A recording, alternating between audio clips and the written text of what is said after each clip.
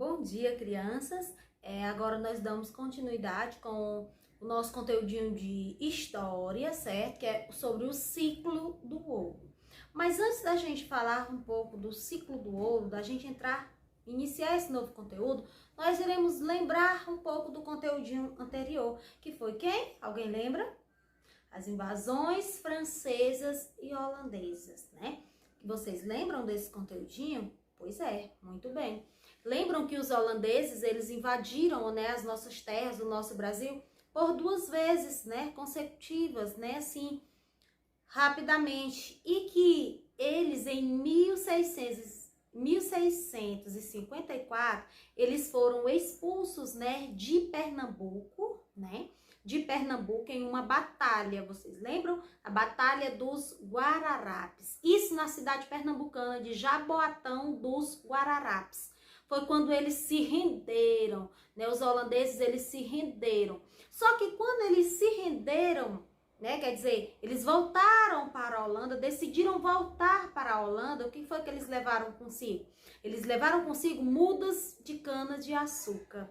E lá, quando eles chegaram lá no Caribe, né, nas Antilhas, eles começaram a plantar, né, e a produzir em grande quantidade a cana-de-açúcar. E a cana-de-açúcar deu muito bem, né, prosperou, deu certo lá no Caribe a cana-de-açúcar. E eles começaram a produzir também o açúcar e começaram a fazer concorrência com o açúcar aqui do Brasil, com o açúcar aqui português, né? Antes que Portugal fornecia o açúcar para a Europa. Só que agora a Holanda produzindo, o que acontece? A Europa já não ia mais comprar em grandes quantidades o açúcar português, mas sim iria comprar de quem? Da Holanda.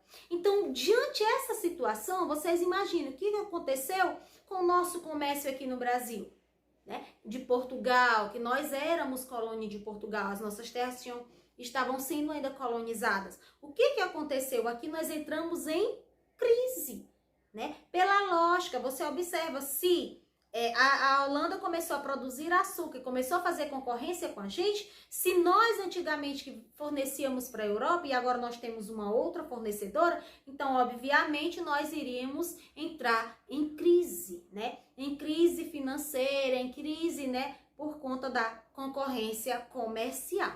E diante dessa situação, o governo português, sem querer ficar no prejuízo, né, colonizando aqui as nossas terras, o que ele fez? Começou a procurar, né, uma outra medida, uma outra solução que viesse, né, uma outra medida que viesse a solucionar o problema que ele estava, né, no comércio, né, financeiramente. E qual foi a que surgiu, né, a solução que veio assim para ele? Foi o que, gente? Foi procurar, né, na região que atual hoje é Minas Gerais, procurar minas de ouro, né? Procurar minas de ouro que foram encontradas justo na região, né, de Minas, que hoje é Minas Gerais. Ele começou a explorar, né? Surgiu o quê? A mineração, certo? E aí começou a dar certo, principalmente os bandeirantes de São Paulo, certo? Que terminaram, foram os bandeirantes de São Paulo, que a gente viu também o conteúdo passar sobre bandeiras e entradas, os bandeirantes de São Paulo que encontraram essa mina, certo? Né, em Minas Gerais, essas minas de ouro. E interessante, quem começou a trabalhar nessas minas de ouro para ele? Eram os escravos, gente, que passavam o dia todo dentro dos rios com as pernas dentro da água. E aí, por isso, eles adoeciam e morriam. O período deles de vida era muito curto, aproximadamente de 8 anos. Eles não resistiam a passar muito tempo por conta desse trabalho, certo? Muito cansativo, né? Eles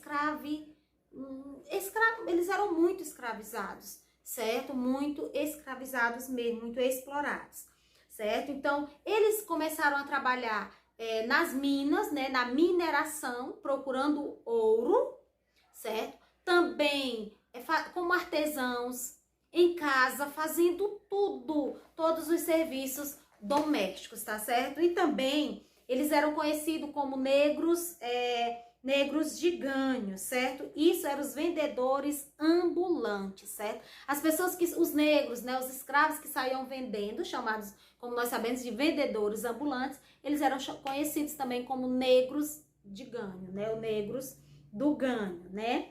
Depois, tudo naquela época, a mineração era realizada por quem? Por eles, pelos escravos. E eles procuravam esse ouro, aonde que eles encontravam esses ouros, né? Como a gente diz, dentro dos rios, nas margens dos rios e nos leitos dos rios.